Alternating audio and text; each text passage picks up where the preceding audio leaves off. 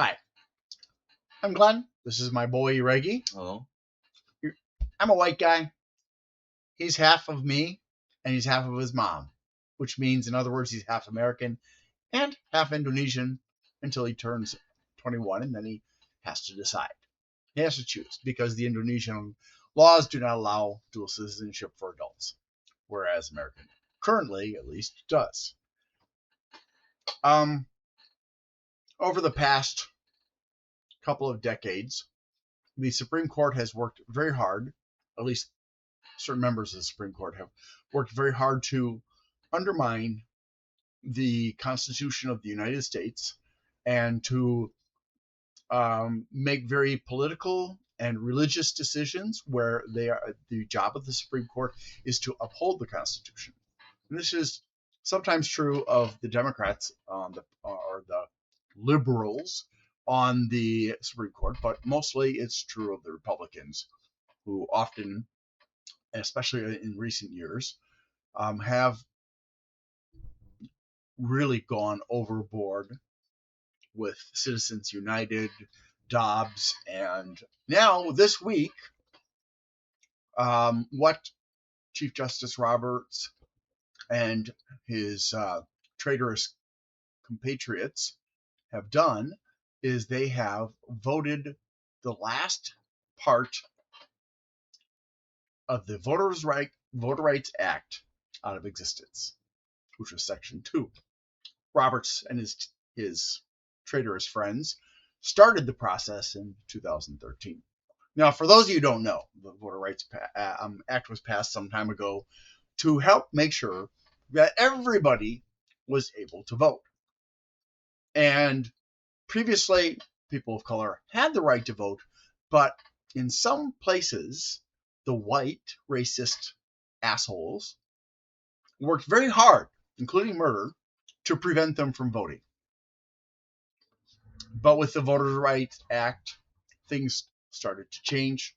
People of color actually were safer and safer. Now, as a white guy, people, they're not going to say, "Oh, what you're saying is so important." He's a brown guy. He's a person of color. And I'm almost the age of voting. I'm 17 years old. And, having my rights taken away for voting, and especially in Ohio where it's Republican majority, and at least in my area, there are a significant amount of racially motivated people. It is like the death of democracy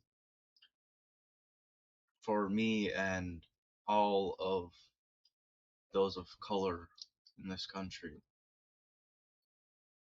Because at any point, your vote could just not matter. You have no voice, essentially. I have no voice. Because our government is significantly populated with racists.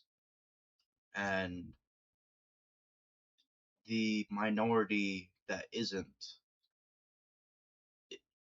most of it is just not working hard enough to prevent this atrocity from occurring. And let's not forget that when it comes to Republicans and Democrats, most of them are corrupt. They're scum. But what he's talking about here is the fact that because of the Supreme Court's decision, the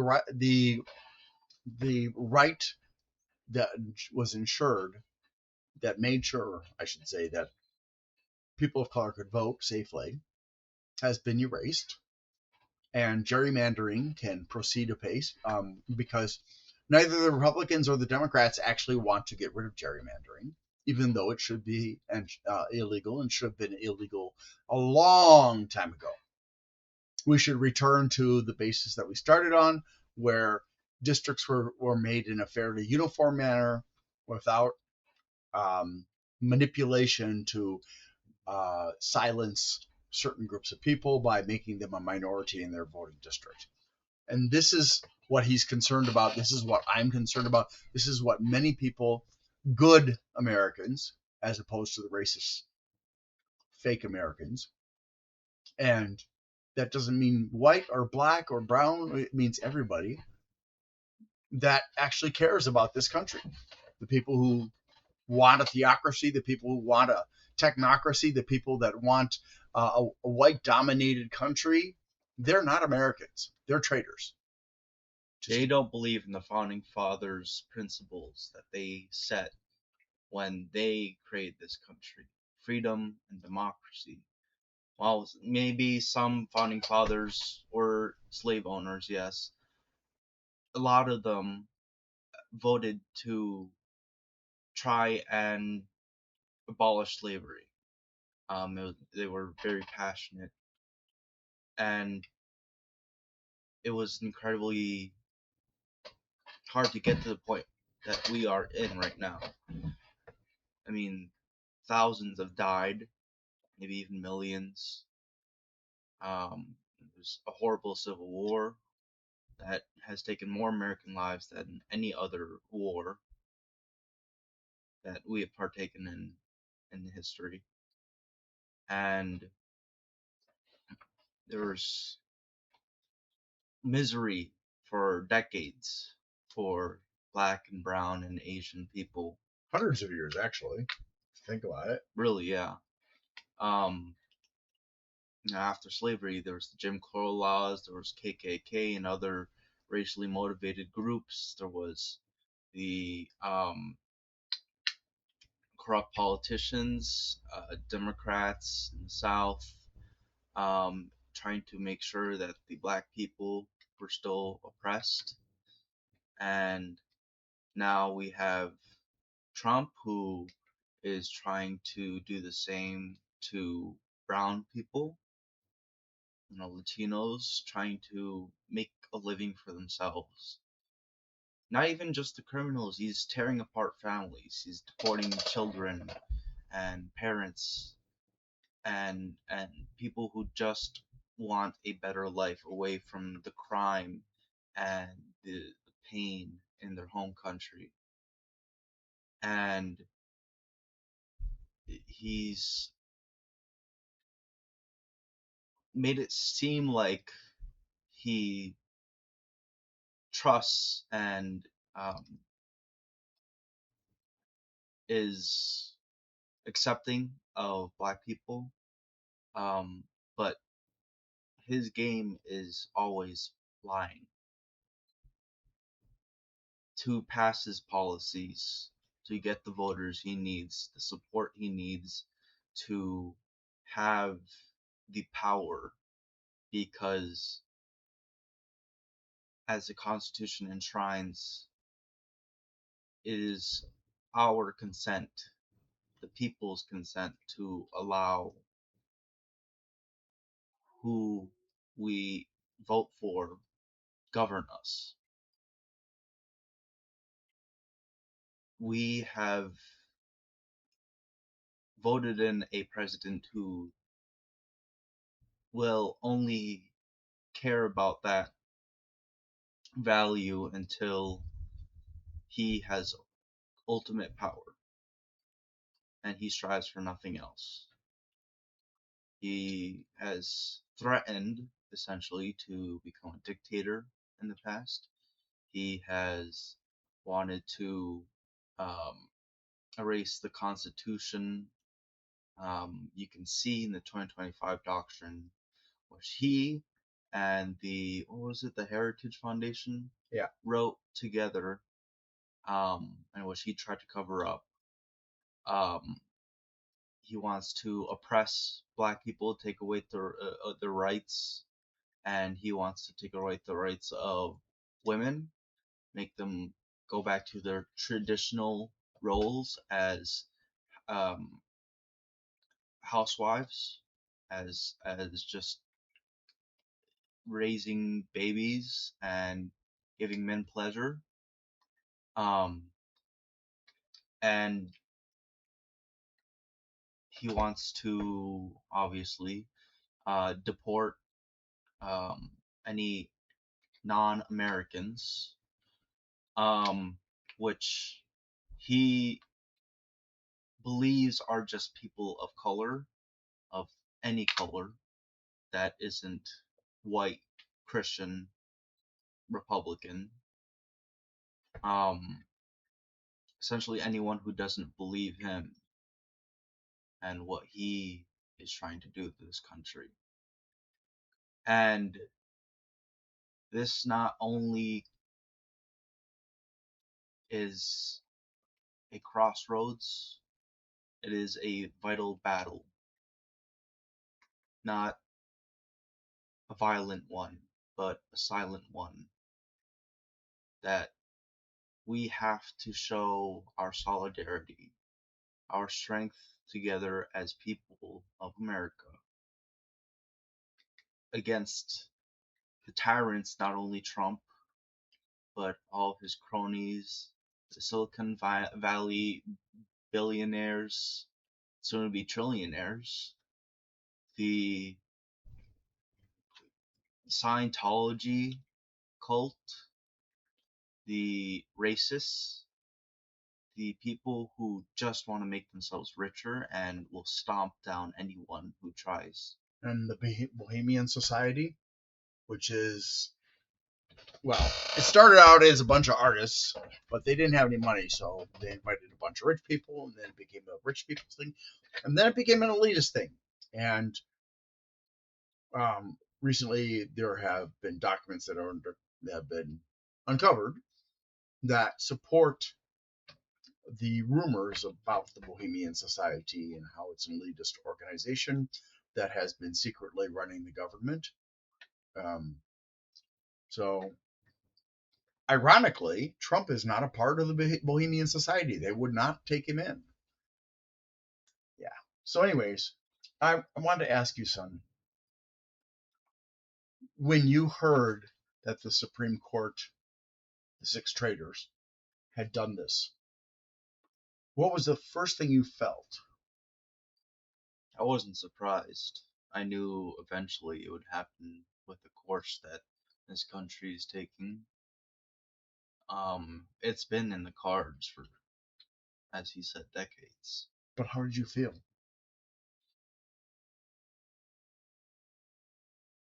Anger, um, sense of injustice, because what the Constitution, what America stands for, had been so undeniably raped and destroyed by the tyrants in our government that are trying to tear down the very founding principles of this nation. Um, and especially since, as I said earlier, I'm going to be a voting age soon. I want my voice to be heard. I want it to matter. And in a state where it's Republican majority, With a lot of racists in this area. mhm, the chances of this area being gerrymandered so that my vote is silenced, of racists again going to booths, polling booths, to harass those of color, and we are no longer protected by the Voting Rights Act. And it's only a matter of time before they go after the entire Civil Rights Act. What Martin Luther King died for, what he and many of his supporters and all of his predecessors and his descendants have fought for and the double NACP. You mean Wait, the and yeah, NAACP? yeah. Um, and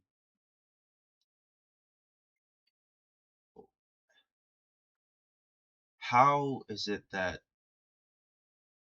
it's fair to me,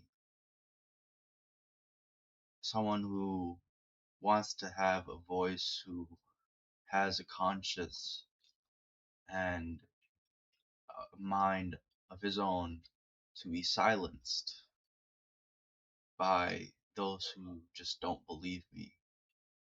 The whole point of this democratic country is so that everyone can speak for themselves. And maybe in a Socratic way, we can peacefully talk it out and teach each other our and harmonize our opinions and our values. But one, the two-party system; two, the racial tension that has been boiling for since slavery's ended; three, the people that we vote in, well, not we, the people who have been blinded by propaganda, or who just don't really care to look at what they're voting for. Um, the people in the government that have tried their best, well, the majority of them have tried their best to take down whatever good that it has been in this country. And for um,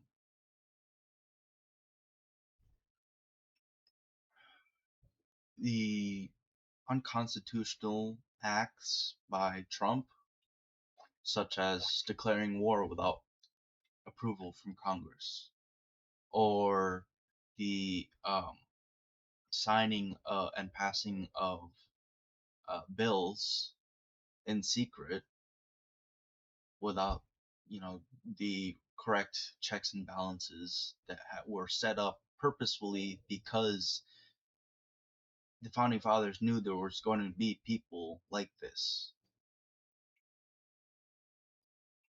that would try to make this country their country, to make America Trumpism or Christianism, racism. And I'm not saying, all Christian people are bad, you know. I'm not saying all Trumpists are bad. Maybe they're blinded. Maybe there are values that they agree with that they truly believe in, and there's others in the agenda that they don't. But they have clearly been led astray by the people they were raised by, or just because of the rhetoric, the uh, in where they were voting in, especially in the South and the deep racist parts of it. And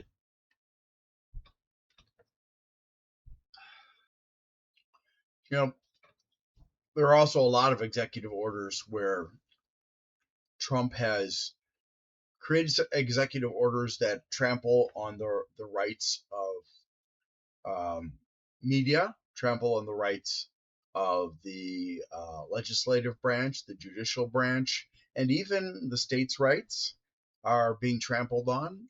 Trump is using the leverage of federal funding to force states to comply with what they want. And um, there are a lot of things that have happened that are deeply disturbing for anybody who understands history. And yet there are so many Americans who are so ignorant of history that they can't see what's happening. there's a reason for that. There's a reason why history is so deeply destroyed in our educational system to fabricate a story of perfection almost, and even we gloss over the atrocities that we committed against Native Americans and all the racism that has occurred over the decades. Yes, you could say, well, we learned all of that in school, but how in detail was it really? I mean, there was always the excuse of, but it's too graphic and we don't want to harm the innocence of the children. What is more important? Protecting children from what our ancestors did just because it's painful to look at, or making it known so that it can never happen again, so that they know it's a horrible thing. Because, especially last year when ICE was at its peak and racists all over the country were speaking the loudest, I felt afraid. I would walk home sometimes and I would feel like I have to puff out my chest like I'm facing up against a bear because I don't want to be one of the people who is snatched off the streets in an ice van and disappeared and die in another state because a cartel found me. I mean, there's a lot of stories for that. Um, and there are people who have been just gone after by groups who want to basically replicate the KKK and its actions because they are monsters. And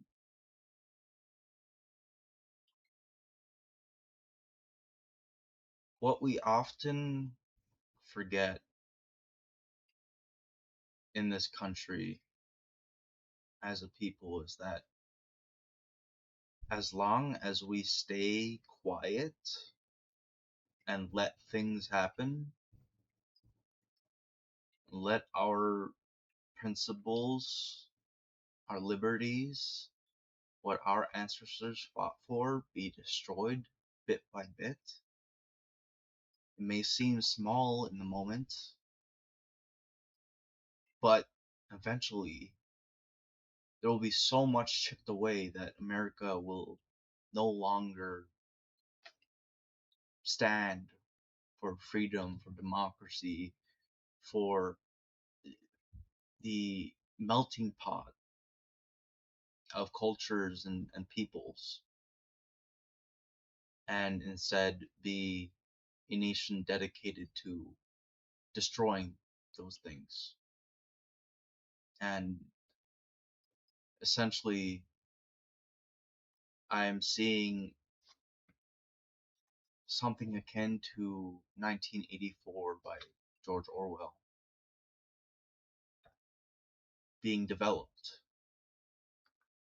And I'm sure those in power, the corrupt people in power, know that even if they don't win now, as the course is going, they will win eventually. And we have to say something. Our power as citizens isn't just limited to voting, to saying this and that during an election. We have to show our solidarity as people to scare and show the rich that we aren't gullible fools, that we will still fight for what we believe in. And I want to remind you all that in the Constitution it is enshrined that if a government were to become corrupt and the people become unsatisfactory with its rule, dissatisfied. Yeah, dissatisfied with its rule, then we are allowed to overthrow it and replace it with one that respects us. Because in the end, as has been enshrined again in the Constitution, this nation and the people that govern it are meant to serve the people, not the other way around. We are not meant to be slaves, not meant to be cogs in a machine for the elites and their machinations. We are meant to be our own entities and unify our voices to be one large, powerful presence. We are the citizens of America are another branch of the government, a check and balance. It is not just the legislative branch and the executive branch and the judicial branch. We have the power, but we have to know how and when to use that power. And right now, it is crucial, beyond a doubt, that we show what we are capable of. But as of now, don't do it violently. Don't take to the streets with guns or homemade weapons to hurt others, because remember, our fellow Americans, they may just be misguided, and maybe they also disagree, and we have to show them what is wrong with the government. So we have to do it peacefully.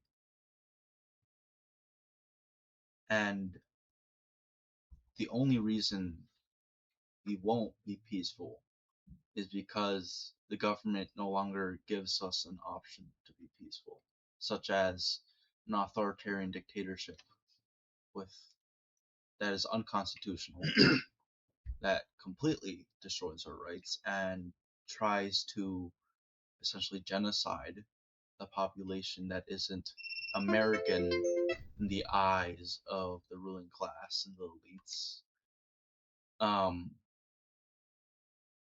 Only then should we take arms and head to Washington. I don't mean the state, I mean Washington, D.C. We need to first scream at the top of our lungs so that our anger and our distrust and disdain for the government that is in power to hear and be afraid of, because they understand the power that we hold and they are trying their best to make sure that we are divided. I want you to realize that when in the progressive era, the politicians could no longer make us fight against each other. Yes, there was still racism and sexism and nativism, but in the progressive era, we were so unified and with anger and distrust because of how unfairly we were being treated by the government, that we showed our power. We created unions, which they called communist, and tried to strike down, which often led to massacres. They often sent the National Guard to put down strikes with guns. They would just kill us for making known what we had to. And eventually we won because we were unified against the rich and powerful. But today, they have created a narrative that it's not the small versus the large, David versus Goliath, the rich versus the poor. But they have created this narrative of there are other forces destroying our nation. May that be, they say it's the brown people, black people, or Asian people, or they say it's the liberals, or the Democrats, or Republicans, or conservatives, or the Christian nationalists, any number of things. They have convinced us that there's an enemy within the people. And in some cases, yes, there is, but those people are not American. That doesn't mean they are of color. That doesn't mean they immigrated here. They just aren't American because they don't believe in the principles of America. And we have to unite again as people against the rich. And I don't mean millionaires. The difference between $1 million and $1 billion, if you were to see it in cash in front of you, you'd realize who the real enemy is. We need to be going after the truly powerful and rich, not after each other,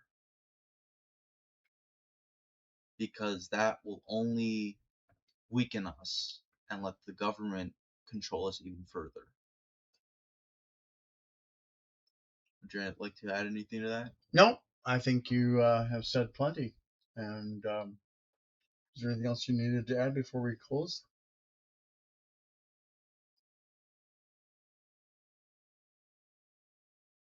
You have every right to be mad. You have every right to cry out and protest, to take to the streets and chant your belief of democracy and freedom and equality.